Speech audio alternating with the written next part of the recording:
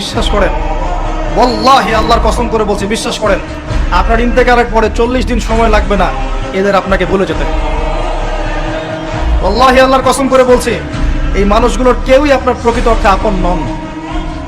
আপনার অবস্থানকে তারা ভালোবাসে, আপনাকে তারা ভালোবাসে না। আপনাকে শুধু আপনার রব আল্লাহ ভালোবাসেন, আপনি তার উপর তাওয়াক্কুল করে হারাম ছেড়ে দেন, আপনাকে আল্লাহ বেহিসাব রিজিক দেবে ইনশাআল্লাহ তাআলা। মানুষ মানুষের অবস্থানকে মূল্যায়ন করে, আপনার পরে তারা আপনাকে মনে রাখবে না। আপনি আমি যদি আজকে পৃথিবীতে নাও থাকতাম, আজকে যদি আমরা পৃথিবীতে নাও থাকতাম, পৃথিবীর ঘূর্ণন কমে যেত না, পৃথিবী ঘুরতই, রাত হতো, দিন আসতোই, আমাদের স্ত্রী সন্তানরা বেঁচে থাকতো, মা বোনরা বেঁচে থাকতো, সবাই যার যার জায়গায় ঠিকই থাকতো, আমরাই থাকতাম। এটাই বাস্তবতা, এটাই দুনিয়ার নির্মম বাস্তবতা।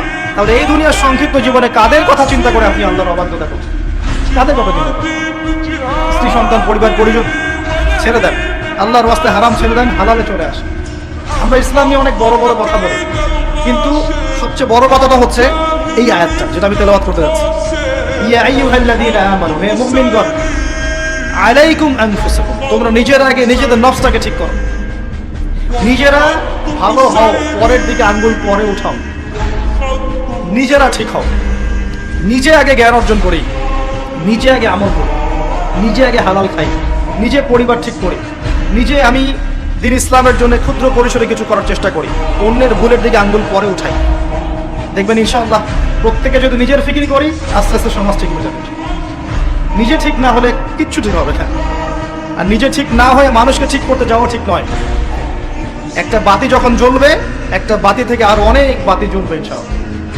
আল্লাহ পাক আমাদের সবাইকে হালাল রিজিক অন্বেষণ করার তৌফিক এনায়েত করুন। আমি যাদের হালাল রিজিকের সমস্যা আছে, আল্লাহ পাক যেন বেহিসাব রিজিকের ব্যবস্থা করে দেন। আমি আপনার আমার সম্পদ সুদের মধ্য দিয়ে লুটে নেওয়া হয়েছে, সম্পদ পেপার মানির মধ্য দিয়েও সাক করা হয়েছে।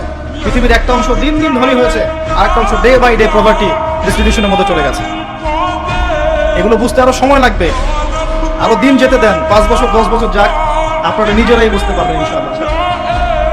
বিষয়টা হচ্ছে যে এগুলো ভবিষ্যৎবাণী নয়, এগুলো বর্তমান। যখন মানুষ বাহ্যিক এবং অভ্যন্তরীণ জ্ঞান রাখবে না, তার কাছে বর্তমানের ঘটনাকে ভবিষ্যৎ মনে হবে। বর্তমান সম্পর্কে মানুষ যখন ওয়াকেফাল থাকবে না, গাফেল থাকবে যে বিশ্বে কি হচ্ছে, কি চলছে, জিওপলিটিক্সে কি চলছে, মিলিটারি সেকশনে কি চলছে, ইকোনমিক্সে কি চলছে, এই ফিতনাগুলোর মধ্যে, তখন মানুষের কাছে মনে হবে এগুলো হয়তো ভবিষ্যৎবাণী। আসলে এগুলো ভবিষ্যৎবাণী নয়, এগুলো সবই বর্তমান।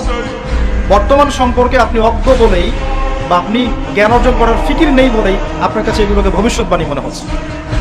আপনি দুই চোখ খোলেন, খিদিরের মতো হন আলাইহিস সালাম, আপনি দেখবেন সবকিছু আপনার কাছে স্পষ্ট হয়ে যাবে। আমরা এমন একটা সময় বাস করছি যেখানে আখিরুজ জামানের ম্যাক্সিমাম সাইনগুলো দেখা যাচ্ছে। ম্যাক্সিমাম ডে বাই ডে আপনি ধর্ষণের বৃদ্ধি দেখতে পারবেন, ডে বাই ডে আপনি জেনা বাড়বে দেখবেন, মাদকদ্রব্য মানুষ বেশি বেশি খাবে। একটা মানুষ খুঁজে পাবেন না যে ব্যক্তি সুদ থেকে 100% মুক্ত থাকতে পারবে, একটা মানুষ পাবে। বাহ্যিক বিষয় বাদ দেন, ইন্টারনালে আসেন। মনে করেন আমি একটা বাসায় ভাড়া থাকি, বাসার মালিক লোন নিয়ে বাড়ি করেছে, আমার মতো আরো 10টা ভাড়াটিয়া আছে, সবার টাকা নিয়ে এসে লোন শোধ করছে, পরোক্ষভাবে আমিও সুদ খাচ্ছি, আমিও সুদের সাথে সম্পৃক্ত আছি। এটা সেই জামানা যে জামানা সম্পর্কে নবী সাল্লাল্লাহু আলাইহি ওয়াসাল্লাম বলেছিলেন যে যে ব্যক্তি সুদ থেকে দূরে থাকতে চাইবে, আখিরুজ জামানে তার গায়েও সুদের ছিটাফোঁটা গিয়ে লাগবে, কেউ মুক্ত থাকতে পারবে। টপ টু বটম দেখবেন সুদি কারবারের সয়লা। আর কেন রাগ হচ্ছে না আমার সাথে? আল্লাহ রাব্বুল আলামিন পবিত্র কোরআনে বলেছেন, ইয়া আইয়ুহাল্লাযীনা আমানু, আমি আপনাকে আল্লাহর কালামটুকু শোনাতে এসেছি। জোর করে কাউকে কিছু মানানো যায়? এটা ইসলাম শেখায়? ইসলাম তরবারির জোরে কোনো কিছুকে মানতে শেখায়? ইসলাম শুধু দাওয়াত দিতে শেখায়। ওয়াযাক্কির ইন্নামা আনতা মুযাক্কির, শুধু অনুবাদ করতে চাচ্ছি আল্লাহর কথা। যে কোনো আলেমের কাছে গিয়ে অনুবাদের সত্যতা যাচাই করে নিয়ে আল্লাহ বলেন, ইয়া আইয়ুহাল্লাযীনা আমানু, হে মুমিনগণ, ইত্তাকুল্লাহ, তোমরা আল্লাহকে ভয় করো, ওয়া যারু মা বাকিয়া মিনার রিবা, সুদগুলো ছেড়ে দাও, সুদের অবশিষ্ট অংশগুলো ছেড়ে দাও।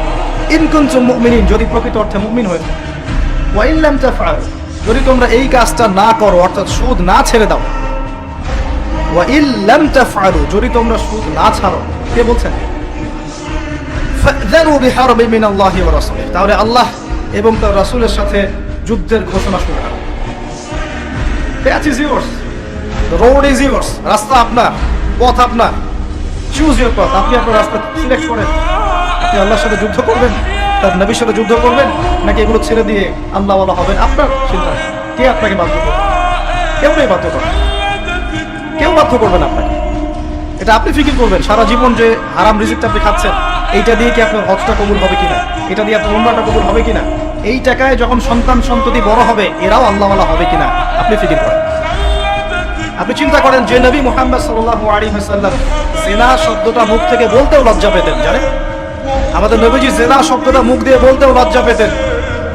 একজন সাহাবী এসেছেন, এসে বলেছেন যে আমি অন্যায় করেছি ইয়া রাসূলুল্লাহ, আমি অন্যায় করেছি ইয়া রাসূলুল্লাহ, আমাকে পবিত্র করুন, দুনিয়াতে আমাকে শাস্তি দিয়ে দিন, পরকালে আমাকে কোনো শাস্তি দিয়েন না।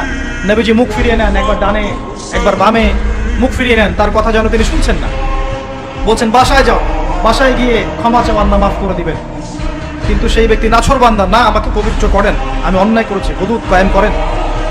তখন নবীজি বাধ্য হয়ে বলছেন আবিকা মাজনুন, তুমি কি পাগল? তখন সেই ব্যক্তি